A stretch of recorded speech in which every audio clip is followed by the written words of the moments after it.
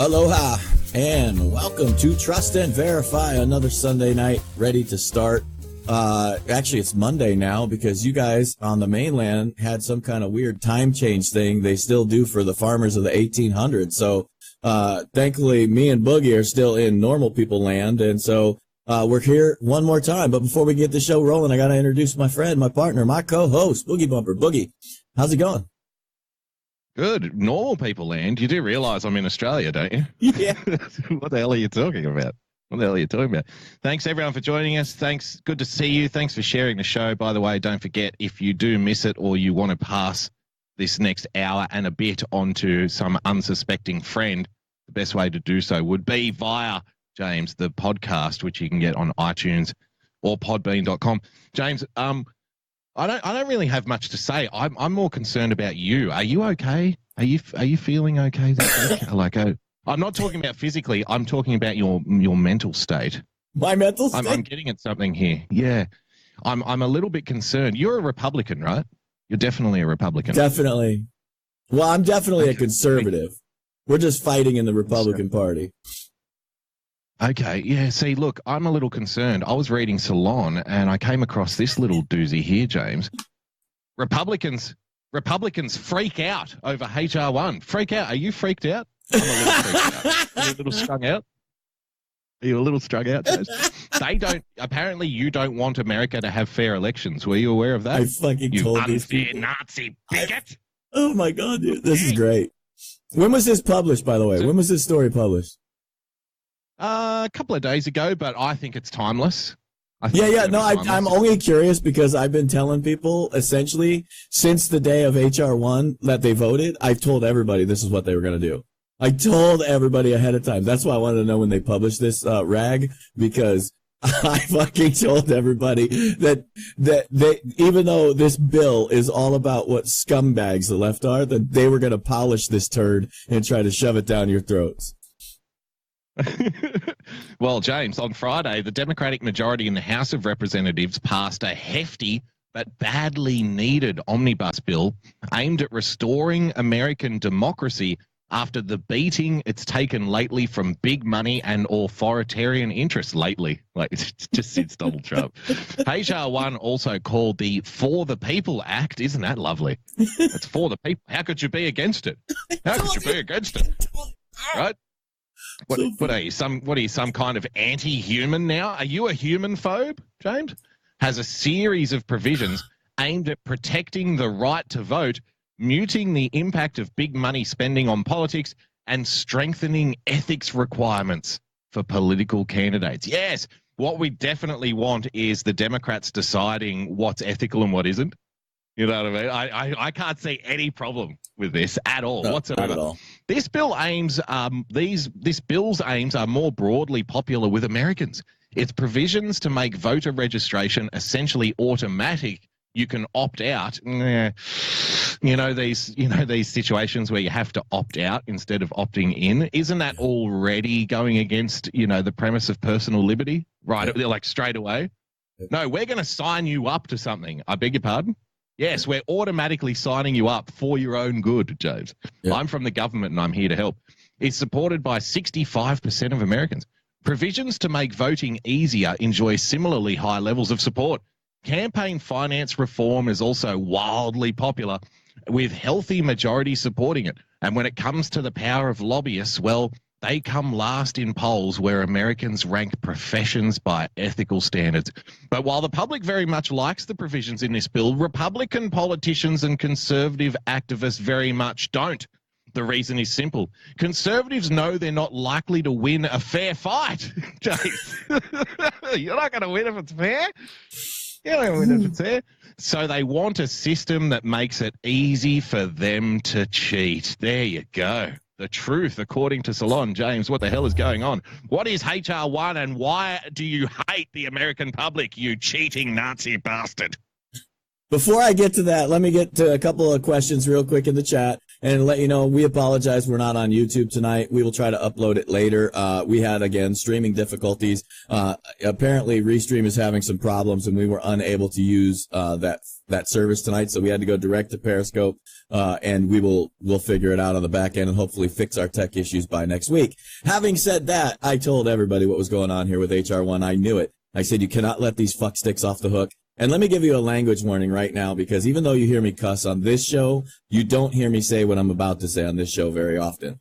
I told everybody Friday night they just stuck a 12-inch cock up your ass. I told you what they were going to do. I fucking told you that these guys were going to polish this turd and try to make it seem like we voted against protecting the elections. No, we voted against you fucking Democrat people trying to grab $6 from our tax dollars for every $1 donated to every fucking candidate running. This was straight up theft. This is straight what they are trying to do with HR1. They literally voted. Let me tell you what there was. The Republicans offered an amendment to this bill.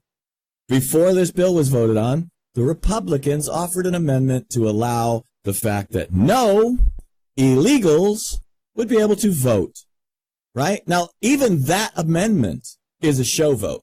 I'm telling you this, I'm being straight up. It was a show vote. Why? Because it's already illegal for illegals to vote in the federal bills. It's already going to have legal challenges as it is. So that was a show vote. You know what happened? The Democrats said, nope, we can't take the vote away from the newcomers. What? Are you out of your motherfucking minds left? You guys have gone batshit crazy, and you're telling everybody about it, and that's why I loved HR1. I love HR1 because it highlights the fact that the left does not give a fuck about you if you're an American.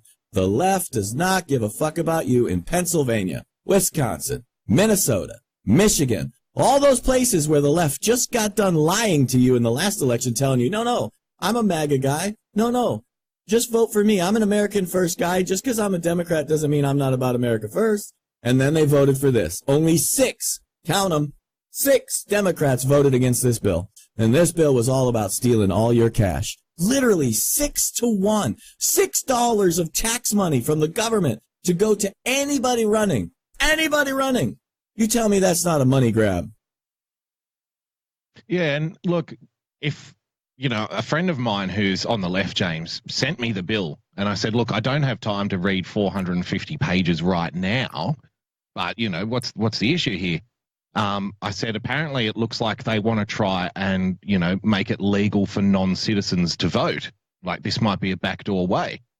And I was told, well, that's not in the bill. And then I sent a direct quote from Nancy Pelosi to my friend where she said, we want newcomers to vote. And I put in brackets, newcomers substitute for non-citizens, right? Yeah, hang on. I gotta read this to you. The chat room loves us, so I gotta read this. And you'll appreciate who wrote this. Key Wizard wrote this. We've been dicked for decades, James. You would think I'd get some kickback for the service we gave them. You'll get nothing. You'll get nothing. Actually, in reality, you'll get much worse than nothing. Can America recover from Trump, James? A radicalized right wing suggests dangers ahead. Getting Trump out of office is only the start. America has a lot of work to do to repair what's really broken. Wait till you hear this. If you're worried about getting dicked, it's about to get a whole lot worse. The religious devotion of the Trump base to their secular God demonstrates that between 30 and 40% of Americans are, quote, unfit for participation in democratic society. Hello. So don't worry about you're going to get dicked and then thrown to the curb. Don't expect money. Don't expect money. You're going to be in the lockup. For the sake of job preservation, the overwhelming majority of Republicans in Congress have become equally as zealous as their voters in their insistence on ignorance, delusion, and racism as criteria for political judgment. Given that polite people across the political spectrum can agree that disenfranchisement is not a legal or moral option, the most relevant question of contemporary debate is, quote, how do we deal with these people? Jesus Christ. There you go. That's 30-40%. Ladies and gentlemen. Excommunicated. Excommunicated from the democratic process. Yep. Ladies and gentlemen, the Nazi Party is alive and well, and they reside on the left. Think about what that just is. That paragraph should be literally like, is the author Hitler himself? Check the author there, because that is straight out of the Nazi Party playbook right there. I mean, every word of it. They are literally trying to disenfranchise you. And let me address another issue for the chat. Yes, Boogie and I are saying we don't have that crazy thing that you all call daylight savings time. So we're on time. Y'all are late. Just kidding. Sorry. But yeah, this is insane. Another reason, James, to sacrifice the farting cows. Daylight saving as well. We can add that to the mix. Yeah. Get rid of the fucking cows. The mainstream press and liberal punditry, James, appear devoted to ducking this inquiry, even as the consequences of avoidance invite further decay of democracy, political violence, and social catastrophe. Everyone from the editorial page writers for the New York Times to Rachel Maddow act as if the moment Donald Trump drops back down the gold-plated manhole out of which he crawled to claim the office of Lincoln, all the country's injuries and infections will magically heal. The ugly reality and more challenging truth is that Trump is not the actual threat, but only the most forceful manifestation. Because the real threat is you, what you think, what you believe, what you want. He's not saying that Trump needs to be kicked out of office. He's saying that you need to be excommunicated from the democratic republic process. That's right. You need to be gone, done away with, dealt with. This is what happens. See, I've often said, people are like, see, I don't believe in a one-party state. I know you're the same, James. But I also understand that the far left does not do compromise. They don't do compromise. Their worldview is the only worldview that is worth being a worldview. And people who get on board with it will share that worldview. And everybody who does not becomes an enemy of that worldview. And you need to be 100% in lockstep. You know, you need to be uniformed in your belief in the far left worldview. Otherwise, you're part. It's an old activist saying, isn't it, James? If you're not part of the solution, you're part of the problem. Yeah. Where do you think this kind of thinking stems from, and where do you think it leads to? You know, it was. I think I gave you both answers right there. Yes, the cows have a voice on this show. I'll give you one more paragraph and then I'll kick it back to you, James, for your thoughts. Over the course of my lifetime, the leadership of the Republican Party has continually declined in intellectual, moral, and political quality. Each successive Republican administration has inflicted greater damage on social service networks, the minimal safety net that exists for the poor, and the institutions and culture necessary to preserve civic liberalism. Republicans went from Reagan to George W. Bush, attempted to anoint Sarah Palin, and eventually landed on Trump. Again, acting like the Republican Party really wanted Donald Trump all along, right? Mm-hmm. Yeah, you know. What do you make of that? Are you going to go quietly into the night? No, You should? not at all, not at all. In fact, I'm going to triple down right now. I'm going to tell everybody right now, triple down. You know what? These fucksticks want to call you a Nazi, and yet literally everything you just saw right there in that article was them straight out of Mein Kampf, like straight being Democrat socialists right there. So we're about solutions here. We're not about, you know, going backwards and fighting the battles of the past, but you have to understand history to understand the crap that they've created. They created it, not us. They did. The social service network for the poor, that was all created by them. And a lot of people don't understand that you want to, and I'm going to tie in somebody else here that'll back up exactly what I'm about to say. Mark Taylor. I don't care whether you like the guy, hate the guy, think he's this, think he's that. Mark Taylor was talking about this. 501(c)(3)s. Okay? They didn't exist forever, guys. I'm old enough to remember they didn't exist. What they did is they used this 501(c) to take the churches and make them beholden to the state. When they did that, what happened to all the charities? They took over the charities. In the old days, we didn't have this problem with poor people because the church looked out for each other in the church. When one member of the congregation fell on hard times, the rest of the congregation, even the pastor, the church itself, would help those people get through the rough patch to get to a better job or to get reemployed, whatever it took. They would bring food for the family. They would take care of their people.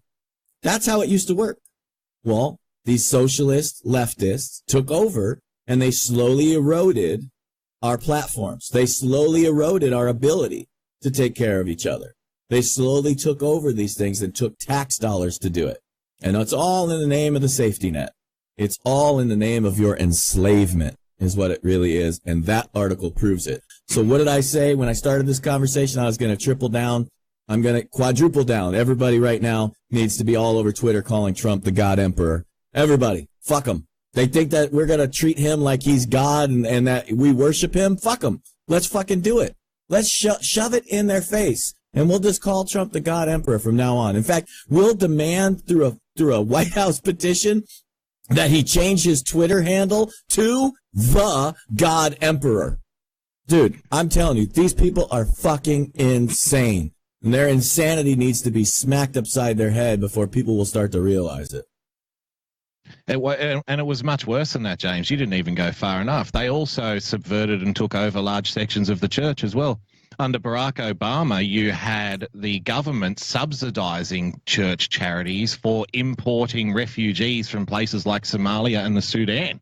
Mm-hmm. You know, for each person that they brought in unvetted on planes in the middle of the night. We know because people were there reporting on it, you know, back in 2014, 2015, and nobody cared, saying, where are these people coming from? So when the Democrats say, well, most of them come in on planes, you know, we're like, fucking too right they do. Like, and that's not good either. That needs to stop as well. I want to play you a little bit here from ABC, James. We're getting close to the Mueller Report winding up. And we've been talking about, haven't we, the latest moves by the Democrats, the 81 document requests that they're sending out.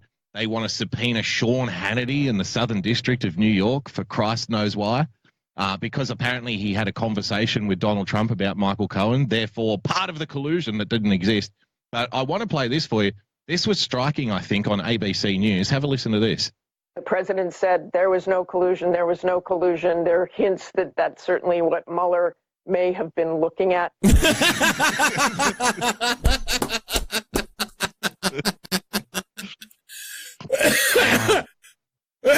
Just hints. Just hints. If you've been watching corporate press over the last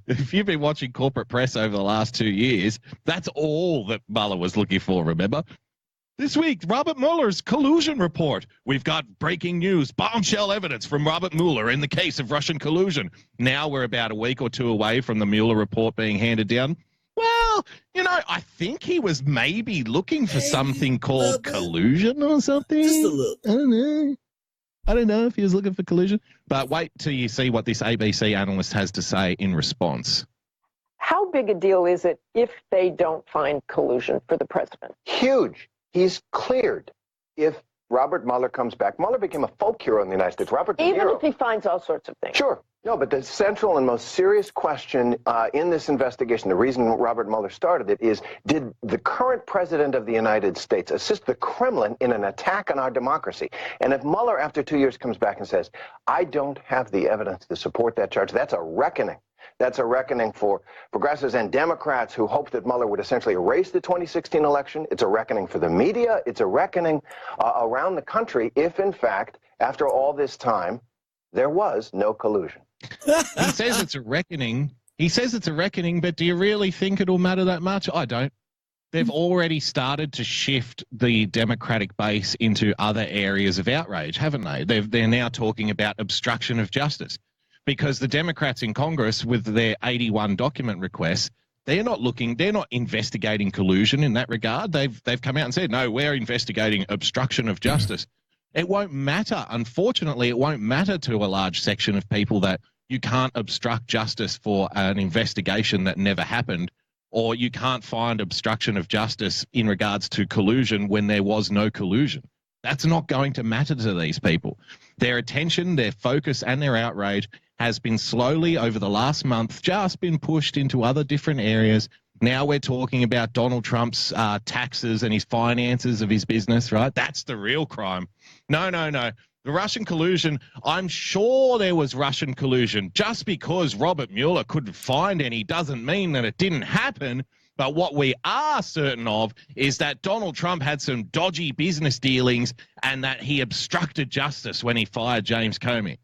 So I would argue, although I suspect that the Mueller report is fairly milquetoast and it's not going to, it's not going to throw a cloud of guilt over the Trump administration, I would equally say that it doesn't particularly matter.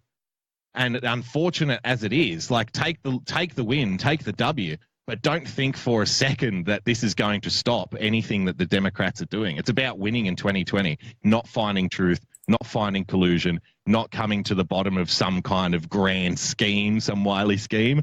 It's all about having a cloud of, would you say, what's the word I'm looking for, James? Having a cloud of mystery, like a cloud of suspicion. Yes, a cloud of suspicion. Thank you very much. Hanging over the president heading into 2020. That's the play here. Nothing else matters. Am I wrong? I agree with everything you've said. Honestly, 100%, but I'm going to add a caveat here. My turn. See, that's the key here, that a lot of the left, they think that they've kept the president on the back foot. They missed that the day after the election, Donald Trump went on a war footing, and he's punching right now, and they think they've seen all he has. They think that this is all he's got. They think they can twist this into some bullshit obstruction thing and that the people are going to stay in the same basic tension point. Here's the problem. When that Mueller report gets released, it's going to deflate the idiots on the left that think that there was collusion, not the far left. You're absolutely right. The far left, they don't give a shit. They don't care if you could prove that sunshine flows from Donald Trump's ass, he'll still be the devil. That's the far left, okay? I'm talking about the independents, the middle, that think, well, we need to clear this up. When Robert Mueller comes out and says, no collusion, that's game over. Because that's when Donald Trump is going to launch. That's when, that's like literally going to be the siren call that says, my turn is in overdrive. That is when it's going to be, nope. Fuck you. You're not doing this to me again. Now we're coming after you. You're going to jail. You're going to jail. You're going to jail. You're going to get fucking prosecuted. This is what you got. And that's why you see this shit happening all the time right now. You can see that, look, Sean Hannity is not fucking pulling punches. Sean Hannity, 3 days ago now, after me, he said, look, we're telling you, so 3 days ago, he came out and he said, my sources are telling me, people are starting to go down. That's it. Like, the screws of justice are about to clamp down on these people. So that's what's going to happen. This is all the timing of what we're waiting for, right? A lot of people don't understand what a political weapon is or does. So I want to be clear here when I say this. There's a lot of people that keep saying, why doesn't he declass FISA? Why hasn't he declassed FISA? And I want you to understand that the threat of declassing FISA is actually more powerful than the actual declassification of the FISA. Not to say that it's worthless, not to say that it's not very powerful, to say that the threat is more powerful. The threat of a release is what keeps people in check in politics.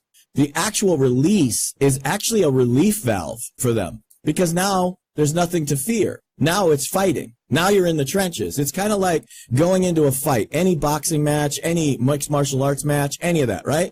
Before the fight, everybody can win and everything is on the table. Everybody has a battle strategy and everybody's keeping it up there. As soon as someone gets punched in the face, everything changes, right? Now you're just fighting. There's no more plan. There's no more anything. You just got whacked upside the head and now you got to do something about it. So that's why I'm trying to say this is the same thing in politics. Political weapons are only weapons before they're played. After they're played, then it's just a matter of going through the motions and getting to the other side. So these things have to be stacked up in exactly the right way with exactly the right timing. And the president is a master at this, and he's proven it. He's proven it over and over and over again. We're fucking winning, and it's about to get real serious in this country. James, I've just got a call in on Zoom from a Democrat voter, wants to share their thoughts about what happens if the Mueller report comes down and there's no collusion. Are you there, caller? Are you there? President of the United States.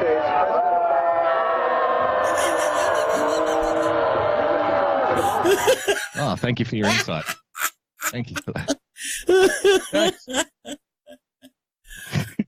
GOP GOP bracing for Trump to veto Congress's rejection of his emergency declaration. We spoke about this last week in regards to Rand Paul.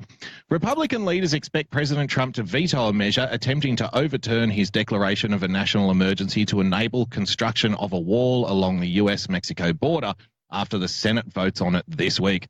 Senator John Barroso from Wyoming, the number 3 Republican in the Senate, James, said on Fox News' Sunday Morning Futures that he had met with Trump a couple of times over the last week, and he's going to veto this, and his veto will be sustained. Barroso's comments are an effective admission that the GOP does not have the votes to prevent the full Senate from voting to annul Trump's order, which many lawmakers feel rips congressional authority away from them and threatens important military construction projects. Really? Threatens important military construction projects? What, do the good people of Afghanistan or Syria need another fucking Starbucks, do they? What am I missing here? There are projects that take care of the men and women that keep us safe that are going to be impacted. I see. So if the wall gets built, America is going to crumble into a fiery mess because of all the attention is being put on one wall, James. The most powerful military on the face of planet Earth building a wall. Oh my God, we had our backs turned and they invaded through Canada. Fuck, how did we miss it? How did we miss this? Such an emergency declaration, he noted, goes against what our Constitution has said, adding that even though Congress may have given the president certain budgeting authorities during times of emergency, I think we need to call that back. If you say we need to call it back, does that mean that legally he can do it? Because it sounds like you're trying to say we need to change the rules, doesn't it? Oh, well, of course. I mean, well, he can take the money, but, so what? Rules are made to be broken, right? I guess we're just going to have to change the rules.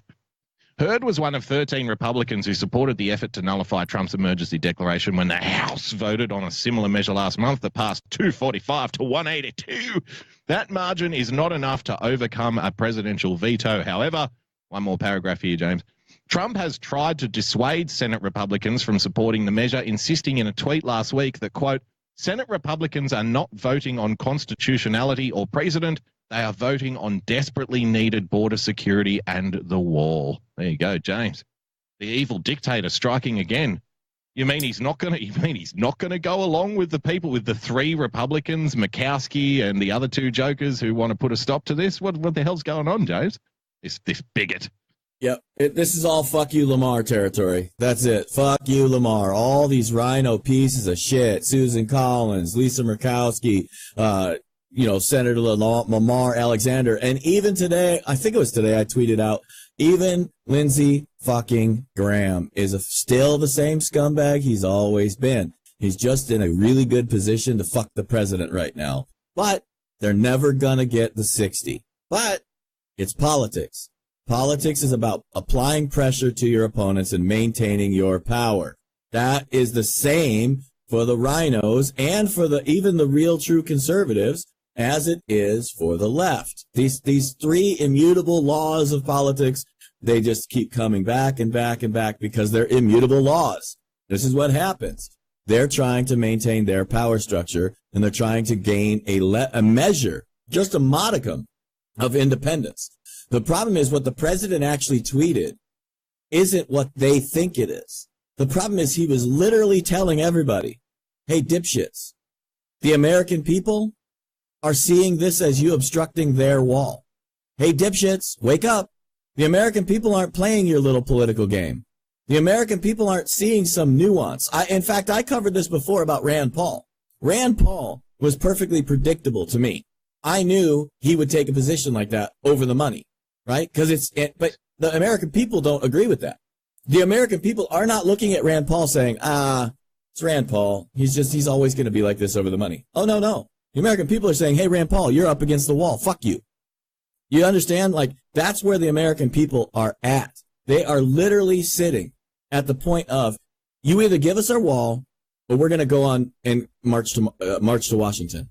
The American people are pissed off. We got diseases running rampant coming through the fucking border. You got Nancy fucking idiot Pelosi sitting out there literally saying we cannot stop and take away the votes and suppress the votes of the newcomers.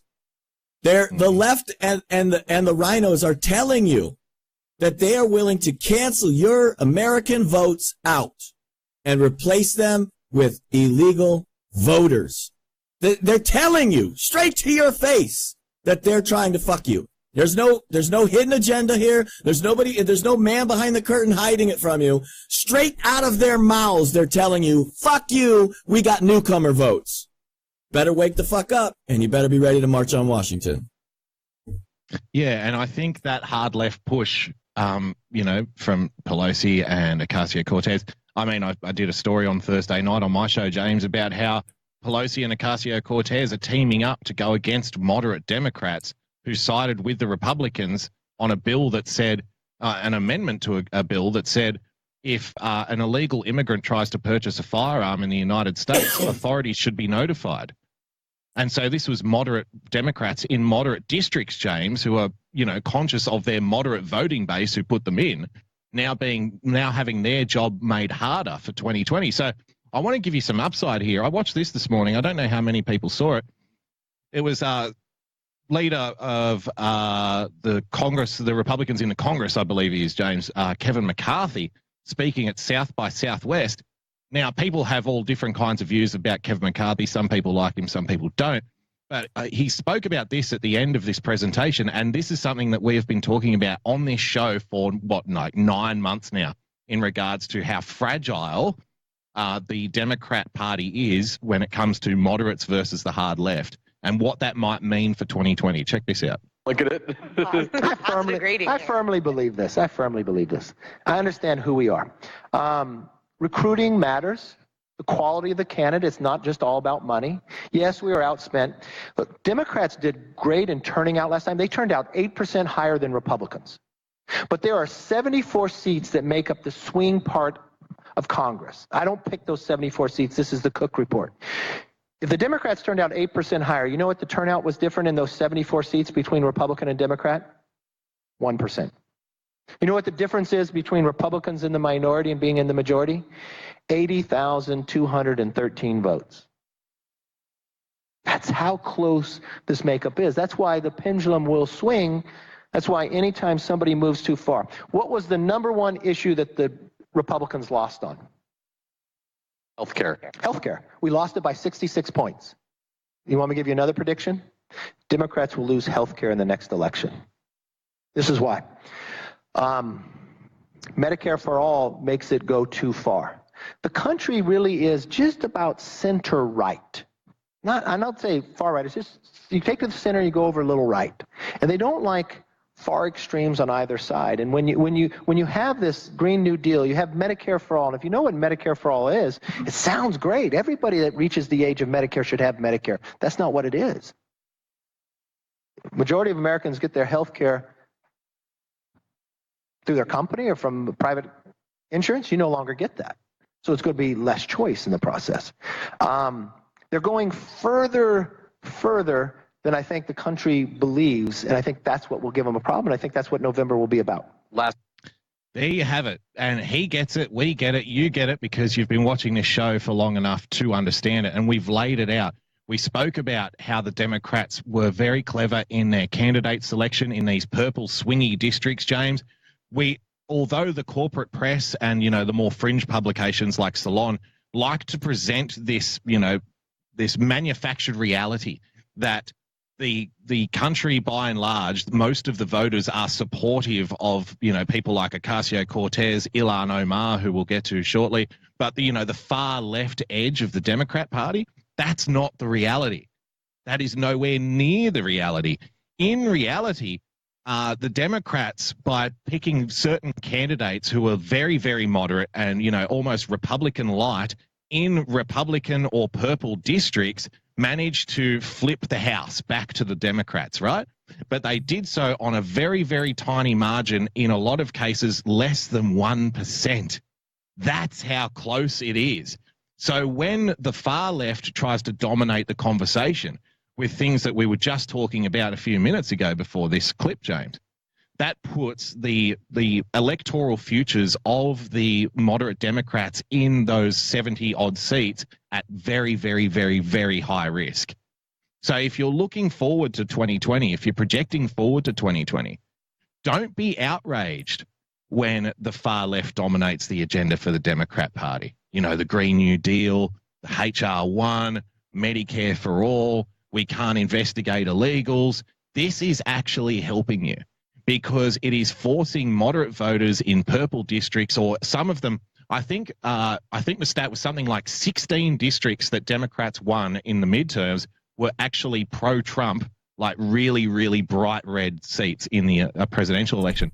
So in a presidential year, when congressional seats are up for grabs, people tend to vote more with the White House than they do on local issues. It's just a fact, just the way it works. So in 2020, I think there's a really high possibility that the Democrat Party can push so far to the left, they're going to flip their own seats back to Republican, the ones that they won in the midterms. Or, like we've spoken about before, a dark horse comes out of the shadows to run for 2020, James, who is the very candidate, the prototype archetype candidate that won a purple district in, Middletown, USA in the midterm elections. But I thought that was interesting from Kevin McCarthy, a bit of insight there. And, while the rest of the corporate press is saying doom and gloom, it's all over, you can't possibly overcome this huge deficit, this monumental victory that the Democrats had in the midterms, it's really like it's paper thin. There's a cigarette paper between victory and defeat right here. And that's what, when you were talking about timing, when you talk about the three laws of politics, James, when it's so close, here's the good part. When it's so close, the smallest piece of stimuli in any direction can fundamentally shift a projection. So it's really hard to project now where elections are because it's so close and because everybody is hypersensitive and hyper aware of what's going on around them now.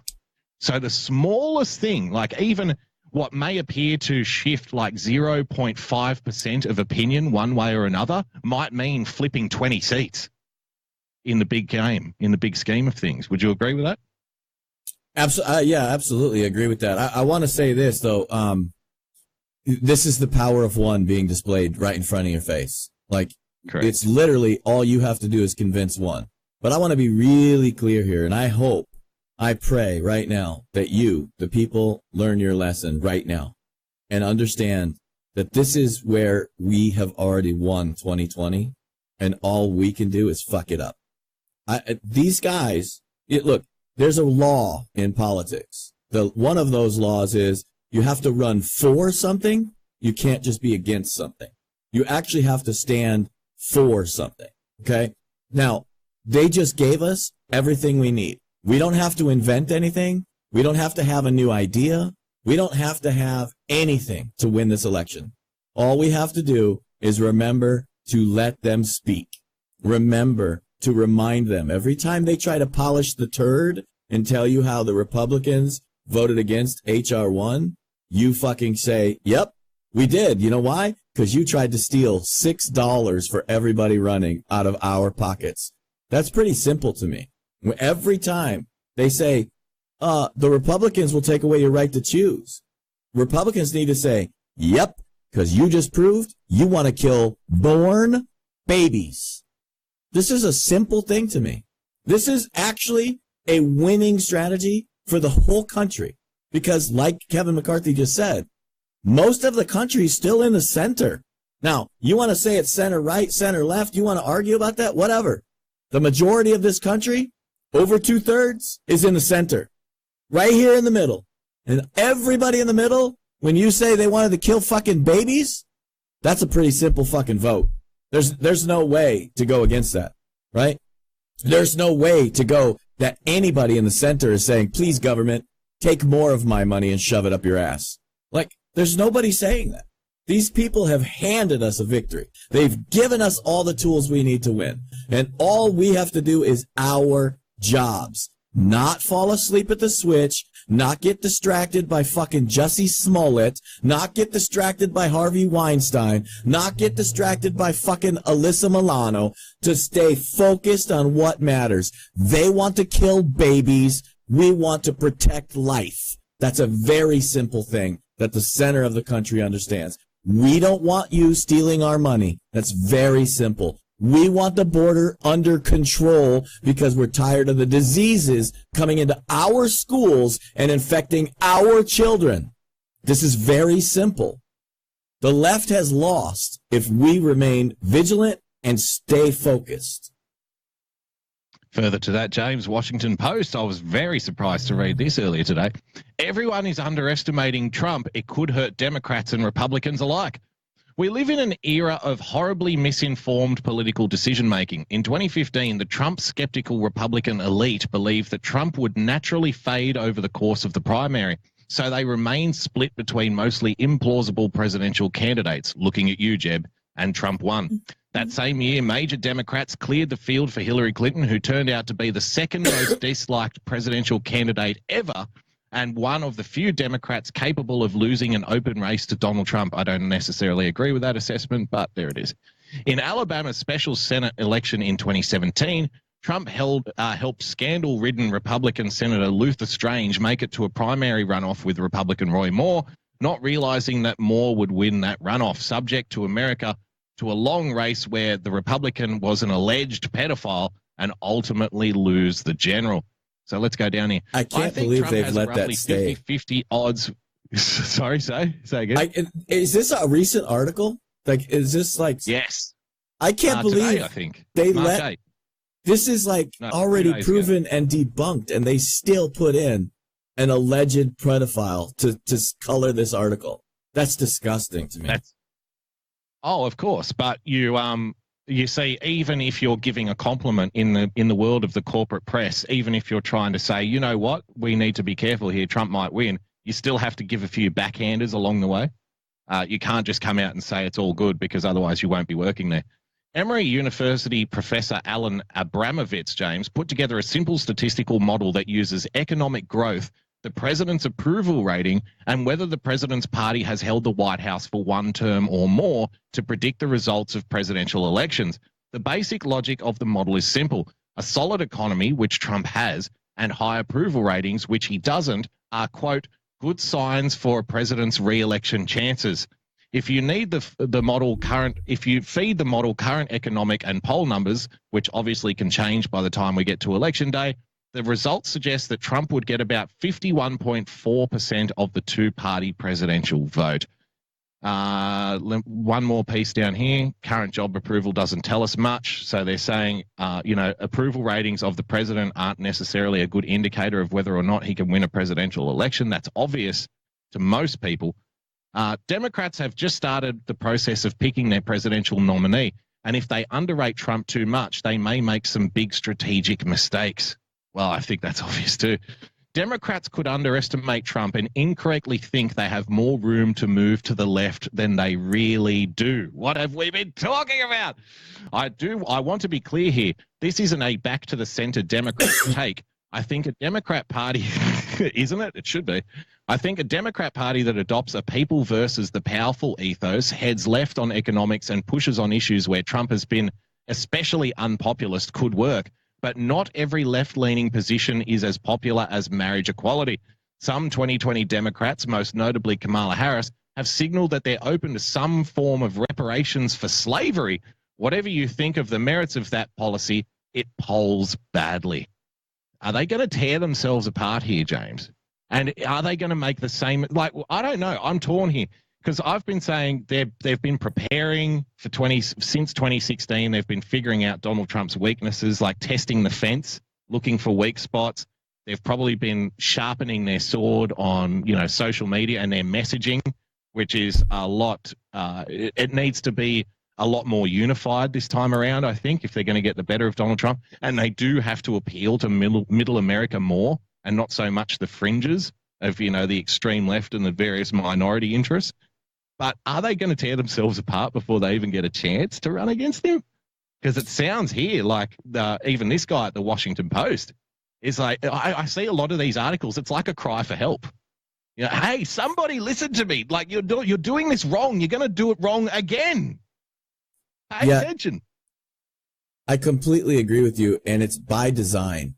You and I both know this is a tactic, right? That's why we've both I'm like, I will bet I'm 90% certain that the eventual Democratic candidate has not even declared for the run yet. They haven't even declared they're running yet. And that's by design, because they want to clear the field. They want to throw every hand grenade they can throw. Then they're going to science that out, and they're going to find every single position for the ultimate candidate. They're going to find, okay, this polls well, this polls well, this polls well, this polls well. And that's going to be the platform that eventual candidate is going to run on. And that's what I still think that eventual candidate right now, to me, is Michelle Obama, but that could be wrong. I'm just going by everything that's happened since the election, what the strategies looked like, where she was speaking, who she was meeting with, all those things. She's the most likely candidate for me. But having said that, that again highlights why it's very important that we stay focused on what we just spoke about. They voted to kill babies. They voted to leave you open to disease. They voted to steal all your money. And the left Democrats provably lied to all of you in the swing states. And the next eventual candidate is going to do the same thing. They're lying to you. They're going to lie to you to try to get elected, just like they did in all those districts. Remember, only 6 Democrats voted against H.R. 1. Only 6. All those people that, the Connor Lambs of the world that voted and ran on I'm America First, yeah, they voted every time to fuck you. They have voted to fuck you every time.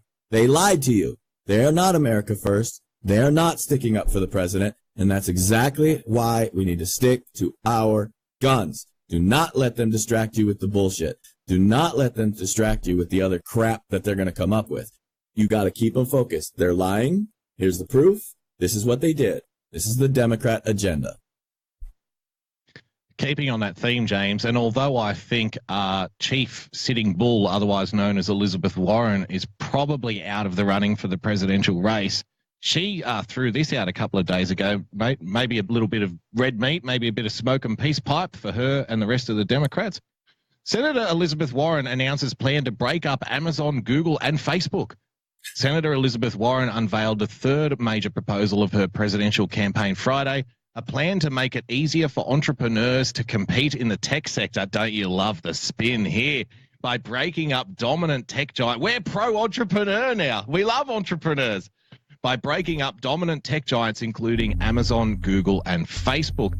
Today's big tech companies have too much power, she said. Too much power over our economy, our society, and our democracy. Remember last week when the big tech companies were private companies and they weren't doing anything wrong and everybody loved them and it was all right-wing conspiracy theory? Remember, Elizabeth Warren is now spouting right-wing conspiracy theory, apparently. That just sailed right through to the catcher, didn't it? They've bulldozed competition, used our private information for profit, and tilted the playing field against everyone else. She's a victim now. I want a government that makes sure everybody, even the biggest and most powerful companies in America, play by the rules. And I want to make sure that the next generation of great American tech companies can flourish. But part of this move, James, here's what I want to show you here. The second major proposal of Warren's plan would be appointing regulators dedicated to using current rules to, quote, unwind anti-competitive mergers like those between Amazon and Whole Foods, Facebook and Instagram. Unwinding these mergers will promote healthy competition in the market, which will put pressure on big tech companies to be more responsive to user concerns, including about privacy. Like I said, I don't think she's got a chance to win anymore. But what I find interesting here is she's actually flanking a lot of conservatives who have been arguing for this stuff for the last 2 years. And when, they can never just say, let's break it up, but she has to tack on a rider to it. Unwind anti-competitive mergers. Can you imagine the horror, the absolute horror that the business community would have if the government granted itself the ability to undo corporate mergers after they've already taken place? Isn't that horrifying? Now, I'm not a corporatist guy. I'm not somebody who likes the idea of, 2 or 3 big tech companies dominating the public square either. But there's one thing worse than that. It's the government deciding which companies can and can't dominate the public square. That is something I find 10 times more horrifying. than, people occasionally getting banned off Twitter. Do you see my point here? 100%. Let me explain a couple of things here. Is number one, the Democrats are stealing all of the Republican positions. But here's one where for one, there's precedent. I want to remind some people of some things. Everybody remember Ma Bell? A lot of you probably don't. You're too young. You're like, what the hell is Ma Bell? Well, Ma Bell was the ultimate authority of telecommunications in the entire country. They essentially owned everything, every single phone company, AT&T. They ended up with having to break them up because they were so dominant and so big. We're basically paying the same today for phones as we were paying in the 1970s because they had to break up their monopolies, right? They had bought and owned every single aspect. Now, I want to be clear here because this is a very, very dangerous position. We talked about this before. Why did we get the 17th Amendment? 17th Amendment destroyed our country. Why did we get it? Because a lot of Americans were screaming with their hair on fire saying, do something! Do something! And they started to get pressure to provide a Article 5 Convention of States. As that gained steam, as that rolled, right, they eventually got to a position where Congress screwed everybody, gave them a bill, and put the governors in a position where they couldn't not sign it, where the state legislatures couldn't not ratify it, because the people would have lynched them, because the people were screaming, do something.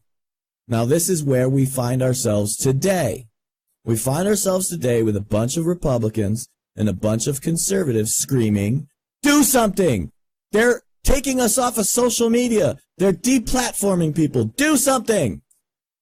We're in a very dangerous position when the American people are unfocused like this, screaming, do something. This is when shit hits the fan big time. Okay? I want to be very clear with you. You only have the internet that you have today because of deregulation. They deregulated the telecom industry, which provided high-speed internet, which allowed the internet to flourish to this. I want everybody to remember, yeah, everybody had to connect through fucking AOL. Everybody had to connect through a telephone line, 56K modem. For what reason? Because the Telecom Act that created the deregulation of Ma Bell controlled that only the telecom companies could provide you with internet service. Then, when deregulation happened and it allowed the cable companies to compete in the market space, cable companies could now provide you with a much faster internet. We've started getting speeds immediately into the 1.5 megabytes per second, 2.5 megabytes per second, and it just kept escalating until today. You're not happy with less than 7 megabits per second at all. And even that, you're like, what? And just to brag, I have 200 megabits per second. Okay? Like, I'm telling you, deregulation is why we even have the internet we have today. So running around screaming, do something, will fuck you in the long run. And that is what you see Elizabeth Warren capitalizing on right now. They're capitalizing on your hair being on fire. They're capitalizing on this because you don't have the solutions. I'm working with people to provide the solutions. The solutions to this kind of problem is always freedom. It is always finding a way to provide you with a choice to do something else. We are going to win because freedom will always win. You just have to find a path to it. And we're working to get that done right now. A lot of people, not just me. I'm not trying to say, I got the solution. I'm the man. Everybody follow me. That's not what I'm saying. But what I'm saying is, if you go down the path of Elizabeth Warren, you're going to get fucked. Yeah, and just something a little more practical for our comrades on the left, James, who may be calling for this, and our comrades on the right as well. If you think, pardon me, couldn't get that out. if you think breaking up these companies and turning, let's say you want to turn one big company into two smaller companies, and you think that this is going to end the problem, they're already working in concert with each other anyway. Like this illusion that different people running different companies means the different companies will act differently. I'm afraid that's simply not the case. And if you want evidence, just go back to the deplatforming of Alex Jones, for example. Taken off Facebook, taken off Twitter, taken off YouTube, taken off Instagram, taken off all of the different companies acted the exact same way within about 24 hours of each other. So what? Okay, so we're going to break up these big companies because we need to protect people. Right. So instead of being deplatformed off 12, platforms, James, you'll be deplatformed off 24 instead. Great. Sounds like a good idea to me. Sounds like there's nothing that could absolutely ever go wrong with it. So, it's always this shallow first level thinking and not going to the next level. And just because you're taking apart mergers or separating one company, turning it into two, doesn't mean that anything's going to necessarily change in the big scheme of things. I want to move on to Ilhan Omar, who I now call Heil Hitler. Heil Hitler. Ilhan Omar's microaggression, James. Her words were bad, but the reaction was worse. Yes, you're the problem, you Republican Nazi bastards. Let's go up here. The identity politics fiasco surrounding Democratic Congresswoman Ilhan Omar, this is the New York Times, by the way, has been excruciating. Half of me is angry at her. The other half is furious for her. Do you see how intersectionality gets very confusing once you start getting it? It must be confusing to simultaneously hate somebody and then hate the people who hate that person, right? Like, I don't even know who I'm voting for anymore. Among the most basic anti-Semitic tropes are these. Jews employ semi-occult powers to control world events. They manipulate hapless Gentiles with their money. And Jews in the diaspora are disloyal to the countries in which they live. Omar, in the course of making perfectly valid criticisms of Israel and its most powerful American lobby, has invoked each of these tropes. This article is actually written by Michelle Goldberg, by the way, just putting that out there. Not sure it's relevant, but probably is. So I think Omar deserves criticism. Criticism, however, is not the right word for what she's faced. Oh, isn't it? She didn't even get named in that in that bill, did she? As one of the first two Muslim women in Congress and the first to wear a hijab, Omar has been subject to, quote, a terrifying campaign of racist vilification, James. She's the victim here. She's the real victim. Including a poster in the rotunda of the West Virginia Capitol linking her to 9/11. She is treated as a dangerous foreign interloper in American politics and the embodiment of anti-Semitism, even though her Republican colleagues routinely demonstrate far worse anti-Jewish bigotry. And I thought, okay, what is this far worse anti-Jewish bigotry? Do you want to know what's worse than what Ilhan Omar said, according to the New York Times and Michelle Goldberg? Well, I'm glad you asked, dear listener, because here it comes. Earlier this week, Representative Jim Jordan, Republican of Ohio, accused Representative Jerry Nadler of doing the bidding of a wealthy liberal donor, Tom Steyer. And there's crickets. So wait, where's the bigotry here? Oh, wait, Tom Steyer, whose father is Jewish. Dun, dun, dun. Don't you see how anti-Semitic it is to say to Jerry Nadler that he's doing the bidding of Tom Steyer because Tom Steyer has a Jewish father, even though that wasn't mentioned in the tweet? Representative Matt Gaetz, a Florida Republican who is one of Trump's fiercest defenders, James, once brought an internet troll who denied the Holocaust to the State of the Union. Omar gestured at the idea of dual loyalty, but Donald Trump, speaking to American Jews last December, referred to Israel as, quote, your country. Wow. He's literally Hitler. He told Jews that Israel was your country. This is your country. Your country. You are doing the bidding of Tom Steyer. Heil Hitler. There you go. The Hitlerian tropes of the Republican Party, James, and Ilhan Omar's microaggression. This hasn't worked out well for them, has it? No, this is not going well. This is a shit bomb. Have you heard this? I heard a rumor that they're going to primary her out in 2020. The Democrats are going to, get her out of there. Look, the Democrats are destroying these people, not us. That's why I keep telling everybody, we don't have to create anything new. All we have to do is accept all the shit they're sending us. They're handing us the 2020 election. They are giving it to us. All we can do is fuck this up. So let's not fuck it up.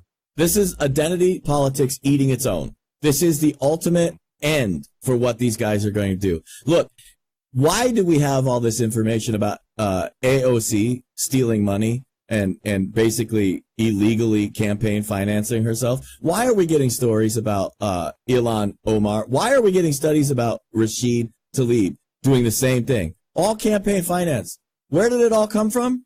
All came from the Democrats. Because the establishment Democrats are trying to cut out the cancer of the hard left that is going to threaten their chances in 2020. The exact same thing we've been talking about for 9 bloody months. Exactly. That's 100% dead on the fucking money. Why do you think they're all over the television? Why do you think they're being highlighted? Because Nancy Pelosi would not allow that if she felt a threat from it. She doesn't feel a threat from it. Notice when Nancy wants to take center stage, what does she do with all of the other women? They're behind her. They don't get a chance to talk. They don't get a chance to take the mic. She does all the talking. She does all the posturing. Why in the world is she allowing these people to take center stage? Because she knows ultimately she'll benefit from it. She knows ultimately these people will fuck up and destroy themselves. And they're doing it every day. This is the exact outcome predictable. And they're doing it. We've been telling everybody it's going to happen. It's happening in front of us. I love it. All we can do now is fuck this up, which is why I'm telling everybody, stop fighting with each other. Stop creating monsters that don't need to be created. Don't even talk about shit that you may be right about. You may be 100% right about it, but nobody else is talking about it. Leave it alone. Focus on the things that are going to destroy these people. Killing babies, stealing your money, leaving the border open. I mean, that's enough. But if you need something else, just watch and highlight all their identity politics. Highlight them as they destroy themselves. Highlight them when they write articles like Salon did that we discovered all night tonight. They are the fucking Nazi party. The fucking Nazis are here. And that should scare the shit out of the center of the country. Because we can prove by their own words, not ours, not us making some shit up. No. Their own words. They say we have lost the right to participate in this constitutional republic. That language, that's it right there. They are the Nazi party, 100%. That's huge. Absolutely. James, brother, plenty of lead in. It is time for you know what.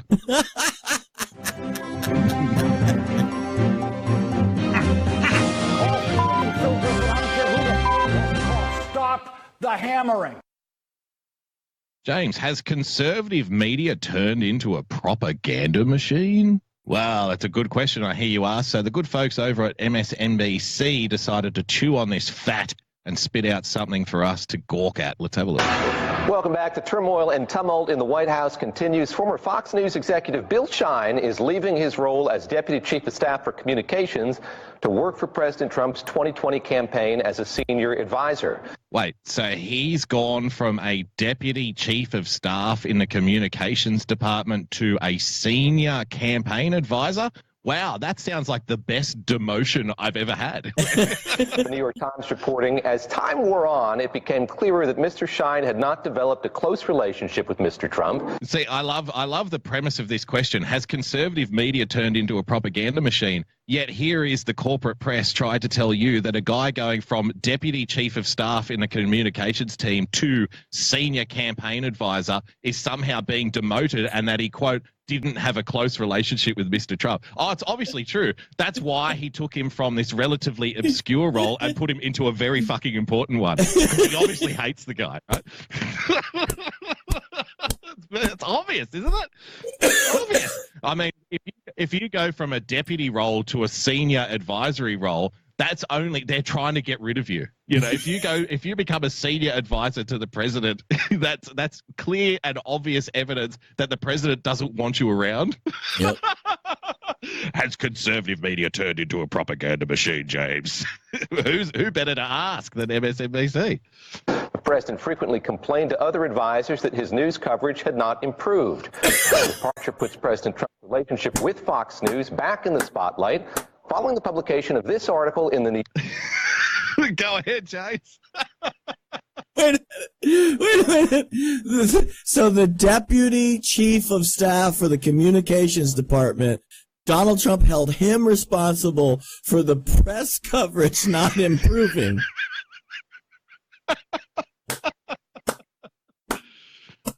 Oh my God. And did you hear this last part? Do you know why the hounds of hell are now circling the Trump administration, James? Guess who's responsible for putting the heat on Donald Trump? Departure puts President Trump's relationship with Fox News back in the spotlight following the publication of this article in The New Yorker that focuses on a big question: is Fox News now a propaganda machine for the president? The New Yorker?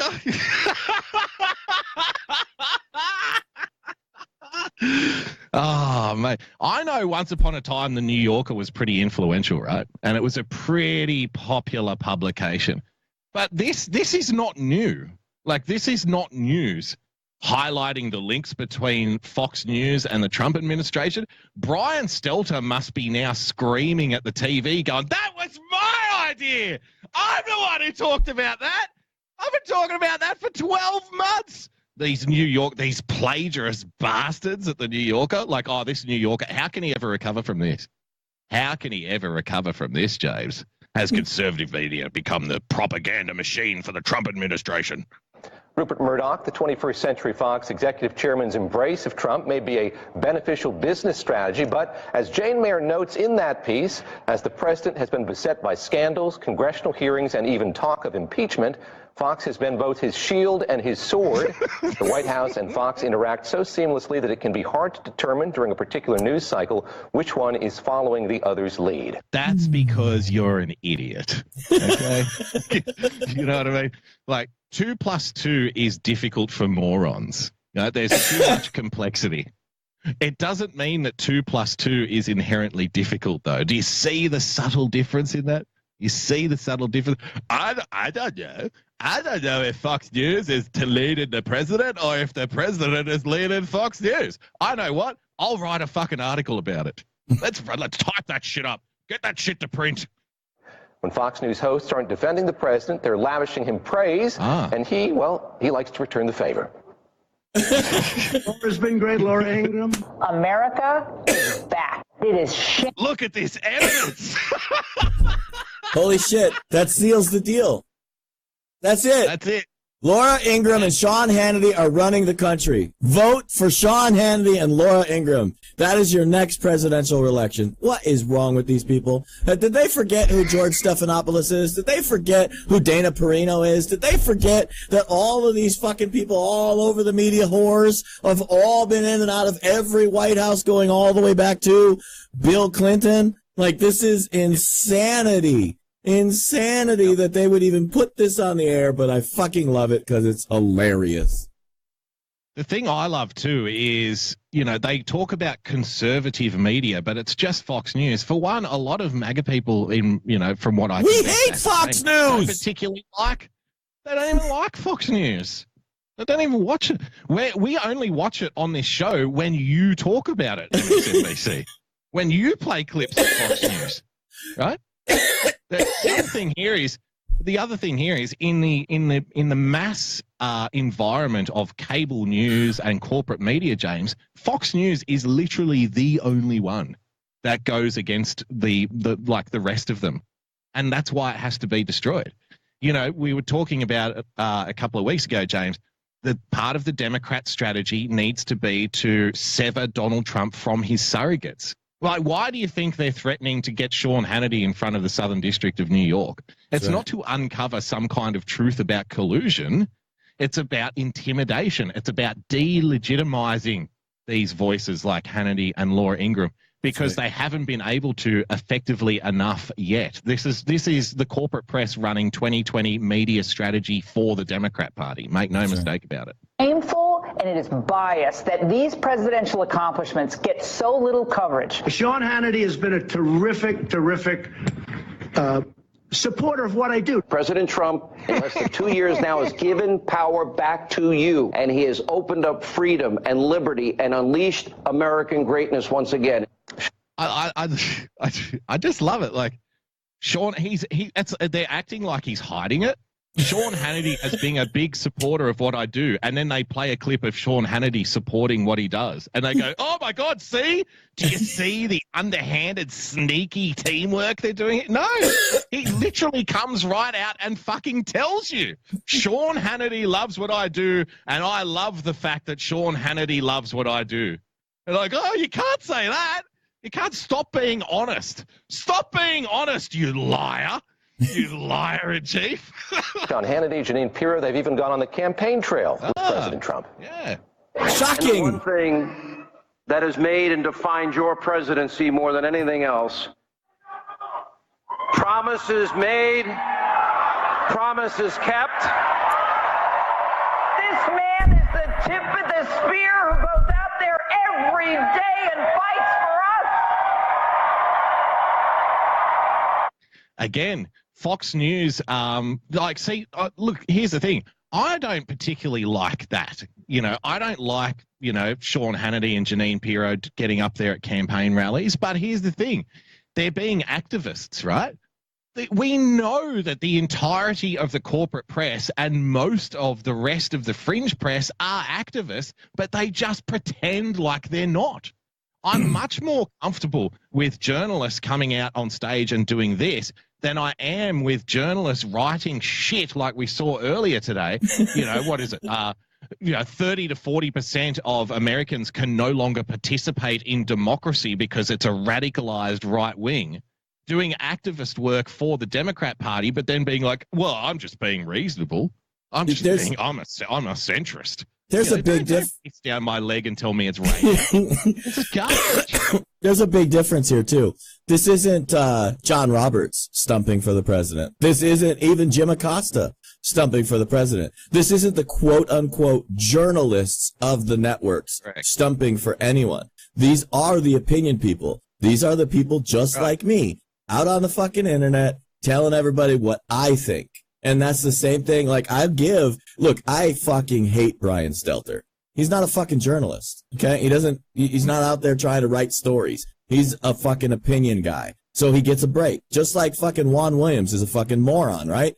But he's just an opinion guy. I can accept that he has an opinion. He's a fucking idiot and can't get a goddamn thing right, but he's not out there trying to say, I'm reporting on the story of.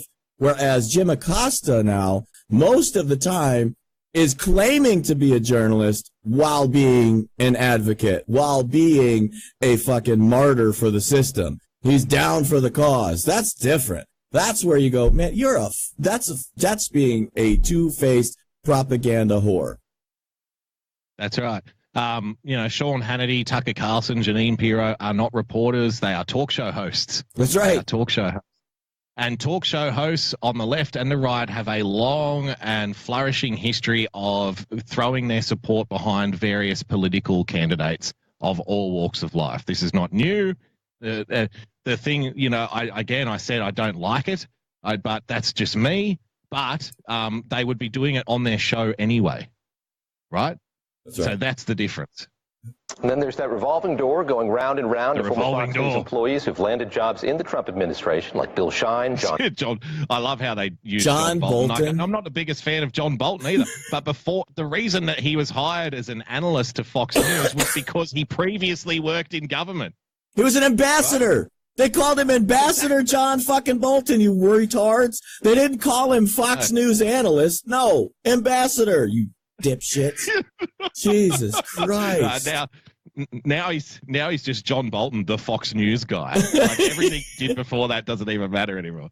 Bolton, Mercedes Schlapp, Richard Grinnell, and Heather Nauert, former Trump aides, have also landed jobs with Fox. There's Hope Hicks, and there was, until recently, Sebastian Gorka, also Kimberly Guilfoyle, who left the network to chair a pro-Trump super PAC. And had regular sex with one of the Trump sons. Yes. That's what I was going to say. Wait.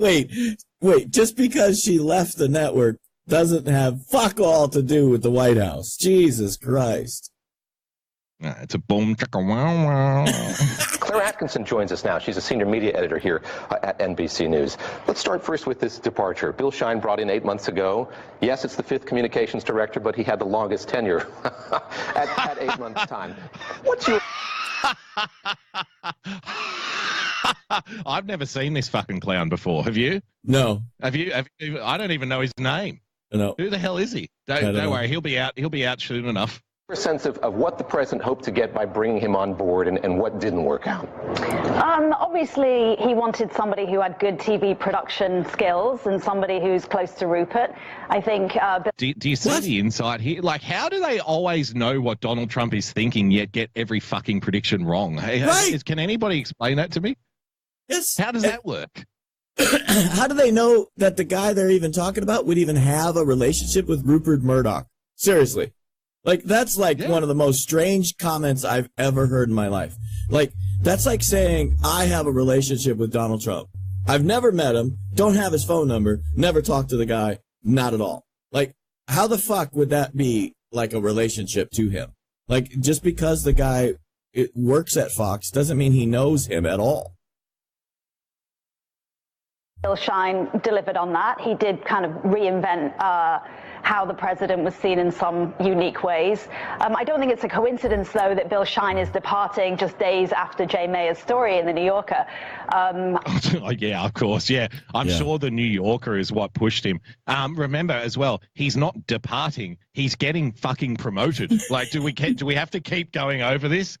He's going from deputy to the director of communications to senior advisor for the re-election campaign. Yeah. He didn't get fired. No offense. Talking about spinning up a narrative, right? He went from the guy that takes the trash out to the guy actually telling people what to do. Let me think about that.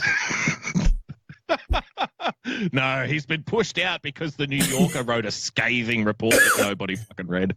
I think that Bill's departure perhaps has less to do with the relationship with Trump and his ability to do a good job, and perhaps more to do with what's happening at Fox and the fact that it's getting pretty hot in the kitchen right now.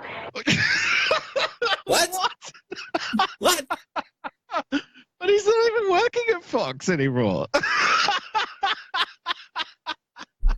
Getting hot in the kitchen. What the hell is she talking about? You have the 4 senators in December who wrote a letter about ethics concerns about the fact that Bill Shine was getting paid by Fox and also enjoying a White House salary. Oh, please. They're asking, hey, does this break some laws? Is this something we should be... Guess what? If the lawmakers in the country are writing letters about ethics saying, hey, does this break some laws? One, they should know whether it breaks fucking laws or not, because that's their job.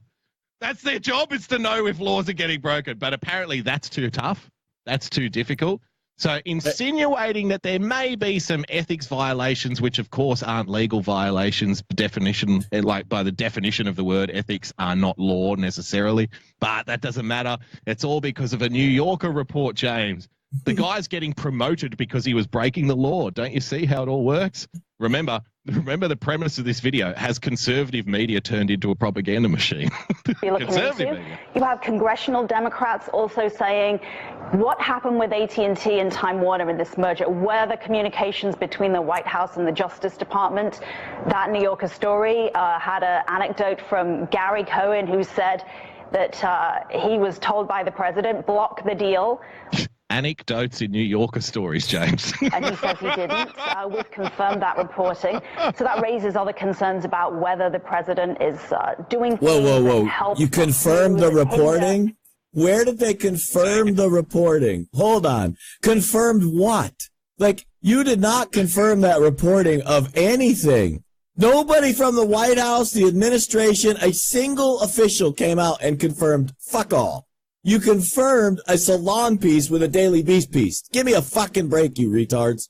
Oh my God, these people are so sick. The mental gymnastics to go on a national television show and spout this nonsense is insanity. Like, look, I've got a pretty decent sized audience. I could not come up here and do the mental gymnastics it takes to try to separate the Congress people, the senators, from the president, and ethics. Like, they're all the politicians. They're all doing the same jobs. They're all trying to do the same thing. This chick's trying to say that somehow the president doesn't have the power of the executive branch in his own hands. Somehow it's not up to him. Somehow it's up to some weird new conspiratorial agency. I don't know. It's sickening to me to watch the mental gymnastics of these people. You know, James, sometimes the point of propaganda is to, you know, push a mistruth and have it manifest and metastasize and become a truth, whether it's true or not. True in the minds of the people that are perceiving it. So as we watch this clip, which is entitled, "Has Conservative Media Turned into a Propaganda Machine?" their premise for this argument is that Bill Shine has been promoted, which proves that he's under pressure. He's gone from deputy director of communications to senior advisor for the 2020 campaign. And the reason that he got promoted, which is actually a demotion, which is actually a firing in this spin cycle, is because of a New Yorker article, some senators writing a letter about ethics and asking the people if they've broken the law or not. And then on top of all that, James, confirmed reporting about anecdotes which nobody can prove and nobody can claim. Ladies and gentlemen, has conservative media turned into a propaganda machine? If they've only just turned into a propaganda machine, they've got a lot of catching up to do to MSNBC. There's your hammering.